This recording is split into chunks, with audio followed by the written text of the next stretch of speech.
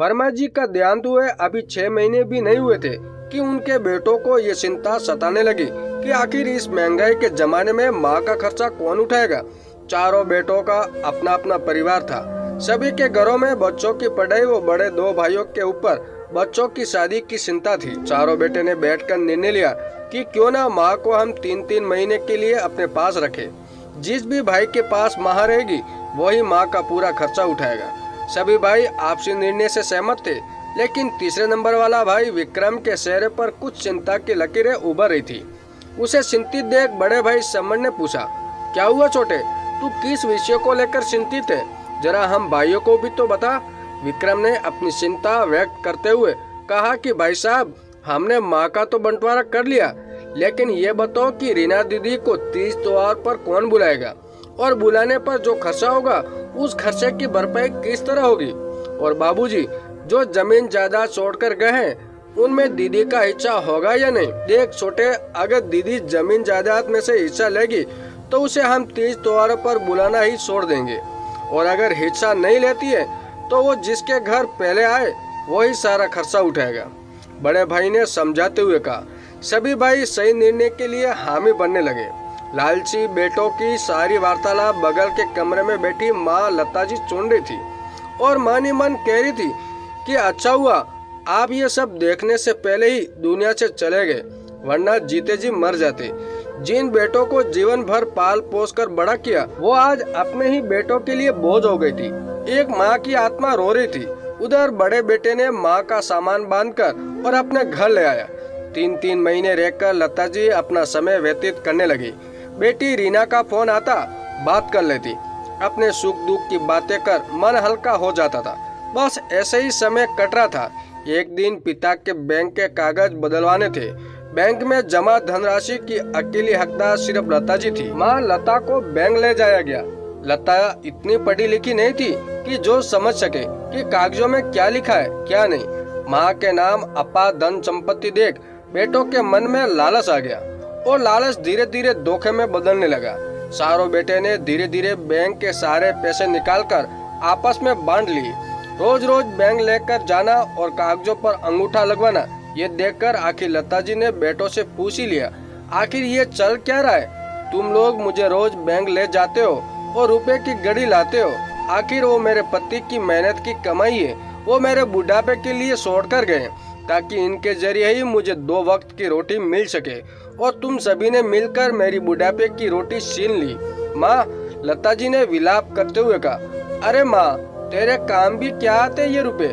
वैसे भी तेरे मरने के बाद हम ही बांटने, और तुम्हें 2 वक्त की रोटी तो मिल रही है ना, फिर तुम्हें क्या चाहिए? बड़े बेटे समन ने कहा। बेटे के मुंह से ये सब सुनकर माँ लता को अपने ऊपर ही गुस्सा आ रहा था कि क्यों इन लालची बेटों को मैंने जन्म दिया। लता जी की सारी संपत्ति अब बेटों ने आपस में बांट ली थी। अब जब माँ के पास कुछ बचा ही नहीं तो सब माँ को अपने पास रखने में आनाकानी करने लगे। कभी कभी बहुएं भी ताना मार देती थी कि काम की न काज की, दुश्मन अनाज की। लता जी ये जो काम बनता वही कर देती थी। घर घर की कहानी काम सभी को प्यारा लगता है। एक दिन काम करते करते माँ लता का पैर फिसल गया। बूढ़े हाथ पैरों में इतना दम नहीं जो सहन कर सके। डॉक्टर ने आराम करने को बोला और बेटों को ठीक से सेवा करने के लिए, सेवा क्या खाक करते बेटे? बेटों तो माँ को एक बार से दूसरी बार मिलने भी नहीं जाते।